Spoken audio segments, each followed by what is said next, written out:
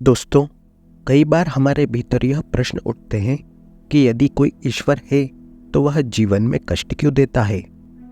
भोले लोग इसका कारण कर्म के नियम को मानते हैं, जो यह कहता है कि हम जो बोते हैं वही काटते हैं, यानी हमें वही मिलता है जिसके हम हकदार हैं। लेकिन अगर वास्तव में ऐसा है तो अच्छे लोगों के साथ भी बुरा क्यों होता है। असल में अच्छी और बुरी चीजें व्यक्तिपरक शब्द है, एक समय सीमा के सापेक्ष। आप लोग इस उदाहरण पर विचार करें। आपको गर्मी की छुट्टियों के लिए अपने नाना नानी के शहर की ट्रेन पकड़नी है। आप ट्रैफिक में फंस जाते हैं और ट्रेन छूट जाती है। अब आप अपनी किस्मत को, परिस्थितियों को कोसते हैं कि आज ट्रैफिक जाम क्यों था। हालांकि कुछ घंटों बाद आपको पता चलता है कि ट्रेन दुर्घटनाग्रस्त हो गई है। अब आपके विचार पलट जाते हैं। आप भगवान को उनकी दया के लिए धन्यवाद देते हैं कि आप जाम में फंस गए थे। यदि फंसे नहीं होते तो आप भी उन दुर्भाग्यशाली यात्रियों में से एक हो सकते थे। जो बात पहले हमारे खिलाफ लगती थी वही छिपे हुए वरदान के रूप में सामने आई। तो जब हम यह कहते हैं कि अच्छे लोगों के साथ बुरी चीजें हो रही हैं, तो हम किस कालखंड को देख रहे हैं।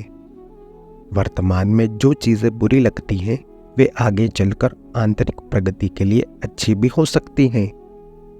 वास्तव में अच्छी या बुरी चीज क्या है। अपने संकीर्ण दृष्टिकोण में हम अच्छी चीजों को भौतिक विलासिता की प्राप्ति के रूप में परिभाषित करते हैं, तब शारीरिक सुख सुविधाओं से वंचित होना हमारे लिए बुरी चीजें बन जाता है। वास्तव में ये वर्गीकरण दोषपूर्ण है। अच्छी चीजें वह है जिसके परिणाम स्वरूप हमारा आंतरिक विकास होता है, और बुरी चीज वह है जो हमारी शाश्वत आत्मा को पतन की ओर ले जाती है। इस दृष्टिकोण से पीड़ा भी कभी कभी छिपा हुआ आशीर्वाद या अच्छी चीज हो सकती है। इसीलिए कुंती देवी ने भगवान से जीवन में कष्ट देने की प्रार्थना की।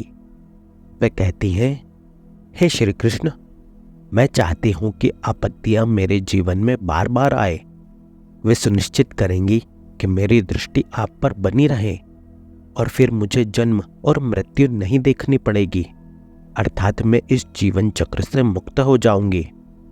हालांकि अगर हम कहते हैं कि भौतिक कठिनाई हमारी बुरी चीज की परिभाषा है, तो ऐसी बुरी चीजें इस दुनिया में हर किसी के साथ हो रही हैं। जैसे एक जेल अत्यंत निराशाजनक जगह मानी जाती है, उसी प्रकार यह भौतिक संसार भी भगवान की तरह विमुख होकर बैठे लोगों के लिए एक जेल खाना ही तो है। अगर इस संसार में दुख का पहलू नहीं होता तो भौतिकता से अलग होने और आध्यात्मिकता की तलाश करने के लिए कोई प्रोत्साहन नहीं होता। इसलिए शास्त्रों ने उचित ही इस संसार को दुखों का भंडार और नाशवान कहा है। विचार करने की दूसरी बात यह है कि यदि हम ईश्वर के जेल खाने में हैं, तो वस्तुतः हम पूर्ण रूप से अच्छे लोग नहीं हैं। अधिक से अधिक हम खुद को मामूली अच्छे लोग कह सकते हैं। इसलिए अच्छे लोगों के साथ बुरा क्यों होता है, इस कथन में संशोधन की जरूरत है। असल में होना यह चाहिए कि मामूली अच्छे लोगों के साथ बुरा क्यों होता है। स्वामी विवेकानंद कहते हैं कि जीवन का अर्थ है किसी जीव का उन परिस्थितियों में निरंतर अनावृत होते रहना जो उसे पतन की ओर दबा रही है। हमारे पुराणों में वर्णित समुद्र मंथन की कथा पर भी विचार करें। प्रारंभ में उससे विष ही उभरा, लेकिन अंततः इसने शुद्ध अमृत को प्रकट होने का मार्ग प्रशस्त किया। इसी तरह जीवन की परीक्षाएं और कष्ट हमें जीवन के बड़े सवालों के जवाब खोजने और ज्ञान प्राप्त करने के लिए मजबूर करते हैं, जो हमारे जीवन को बदलने में अमृत की तरह काम करते हैं। चुनौतीपूर्ण परिस्थितियों और दुखों को सही मानसिकता के साथ अपनाने से हम अपने आगे की आध्यात्मिक उड़ान में आगे बढ़ने में सक्षम होंगे। दोस्तों, कई बार जीवन की परीक्षा और कष्ट हमें जीवन के बड़े सवालों के जवाब खोजने और ज्ञान प्राप्त करने के लिए मजबूर करते हैं, जो हमारे जीवन को बदलने में अमृत की तरह काम करते हैं।